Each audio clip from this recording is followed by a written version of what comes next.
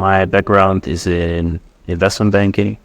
I worked at an American investment bank called Lehman Brothers, which was famous for kind of causing the banking crisis. After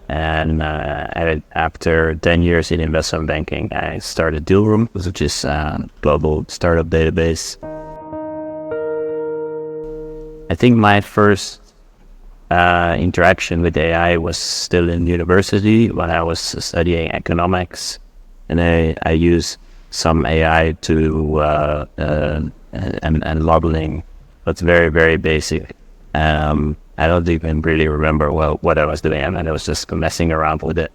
But then in the last 5 years at Dealroom, we started heavily using AI. Actually, even sooner, because when we just started Dealroom 10 years ago, we were already using classifiers to understand what a company is doing.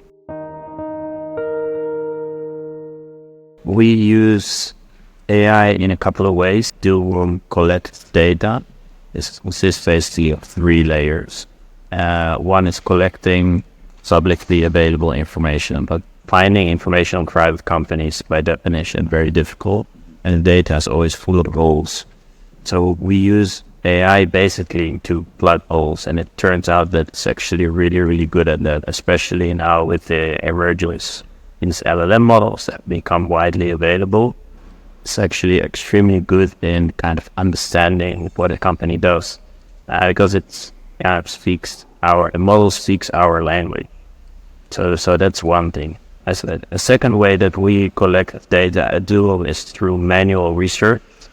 And it turns out also that these LLM tools are a really good partner for our researchers when they're doing their work. So it's like having lost interns in your team, and so that's really powerful for us. And the third way that we collect data is through our communities. We have over 20,000 investors, founders, universities, and government officials that help us with collecting data. And again, we use AI to also find signal in which of those inputs. Basically, it creates a feedback loop for our models. And lastly, maybe we also use AI to create predictive analytics, so to see which companies are the most promising at different stages. I mean, obviously, like everybody else, I've been taken by surprise by how fast these developments go. And yeah, we're kind of going through lots of different emotional cycles, I think, where initially it felt like we were at like reaching like AGI, and like it felt like you're talking with a human. But then I think what actually maybe surprised me is how fast we got used to it. And now we are all already kind of complaining about it, that it's actually not good enough. We went from, oh my God, AI is going to take over our lives to why isn't it better than it is? We're kind of already waiting for the next version. I think in medicine and in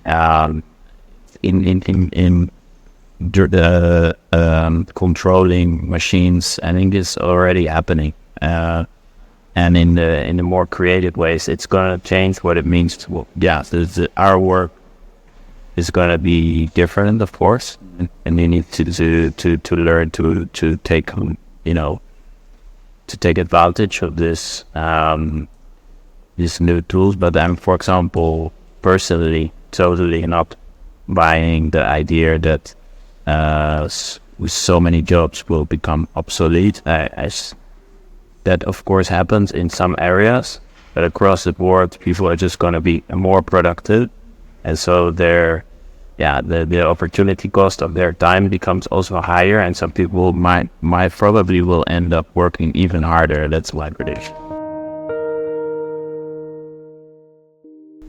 I would take on board the advice from Sam Altman, who was making this point that you should look at the kind of trajectory of how fast it's developing, and not build things with what's currently available, but try to see the direction of travel and adapt based on that.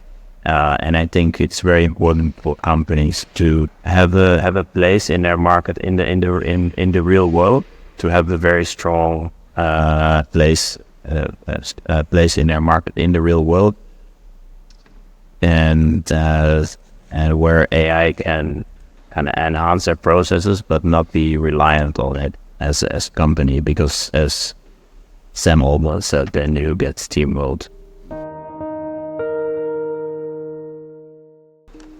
By far, the biggest step change in the Dealroom product has been how we've been able to classify companies in even more granularity.